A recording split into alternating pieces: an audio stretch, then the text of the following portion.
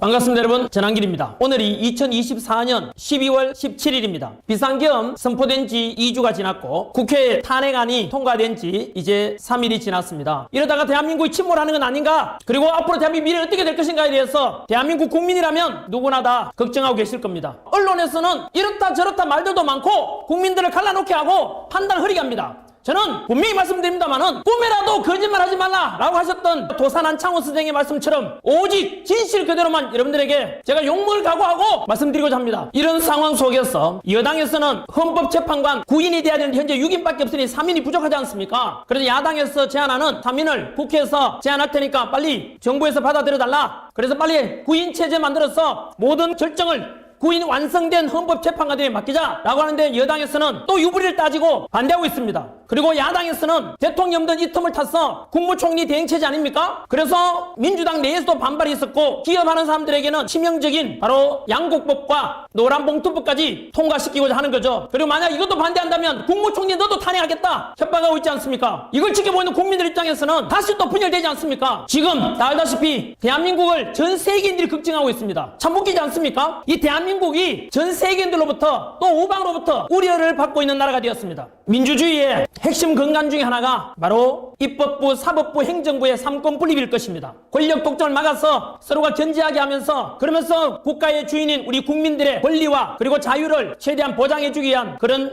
제도일 것입니다. 또한 민주주의의 통치는 사람에 의한 통치가 아니라 법에 의한 통치, 이름하여 법치주의를 근간으로 하고 있습니다. 대한민국 대통령 또한 마찬가지로 12월 3일 날 선포된 비상계엄은 법에 어긋나므로 그 법에 따라서 역시 대한민국 국회에서 탄핵을 가결시켰습니다. 그리고 이제는 헌법재판소에서 재판관들이 심판할 것입니다. 이제 우리 국민들은 헌법재판관의 법에 따라 양심에 따라 판결하기를 기다려야 되는 것이 법치주의의 기본일 것입니다. 반면에 헌법재판소에 몰려가서 판결 이렇게 하라 저렇게 하라 또다시 떼거지로 모여가지고 찬반 논쟁 벌이고 이쪽에서 집회하고 저쪽에서 집회하고 이런 것은 모두 법치주의의 근간을 무너뜨린 것 아니겠습니까? 헌법재판관들을 협박하는 게 되게 말이 됩니까 이게? 여당 야당 마찬가지로 압박 넣지 말고 헌법재판관들이 공정하게 심판할 수 있도록 기다리는 것이 국민들 보는데도 바람직할 것입니다. 민중은 오늘을 생각하고 지도자는 내일을 생각해야 된다. 민중은 감성적이고 지도자는 이성적이어야 된다 라는 말이 있습니다. 저는 우리 대한민국 모든 국민들께서 성숙된 시민의식을 가지고 이제는 각자 생업에 열심히 종사하면서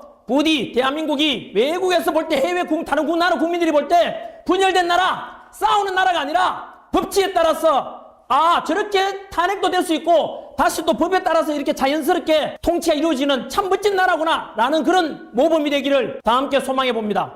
여러분 지금 대한민국의 세계적인 위상이 어느 정도인지 아십니까? 국력이 세계에서 6위랍니다. 제조업은 5위, 군사력도 5위, 수출액도 6위고 우리보다 인구가 2배가 넘는 일본과 드디어 올해는 수출액이 비슷해졌습니다. 저 북한에서 김정은 공산당 치하에 있는 북한보다 우리나라는 GDP가 무려 30배가 더 많습니다. 수출액은 얼마나 더 많은지 압니까? 무려 900배가 많습니다. 이런 대한민국의 위상 하루아침에 이루어진 건 아니지 않겠습니까? 하지만 최근 몇 년 사이에 우리 대한민국에는 다들 느끼겠지만 진보 보수 간의 갈등이 극에 달하게 되고 좌우의 갈등이 극에 달하게 되고 세대 간 갈등, 남녀 간 갈등, 노사 간 갈등까지도 너무나 갈등이 심화되고 있습니다. 급기야 지금 이 시대 21세기 있어서는 안 될 이런 비극적인 비상계엄과 대통령 탄핵이라는 이런 일이 발생하고 정말로 눈앞이 캄캄합니다. 이러다 다시 대한민국 무너지는 거 아닐까? 어디서부터 손을 써야 될지 어떻게 해결해야 될지 눈앞이 캄캄할 겁니다. 하지만 이런 말이 있습니다. 중요할수록 간단하고 위대할수록 상식적이라는 말이 있습니다. 다시 한 번 더 대한민국 희망을 가지고 상식을 되살리면 됩니다.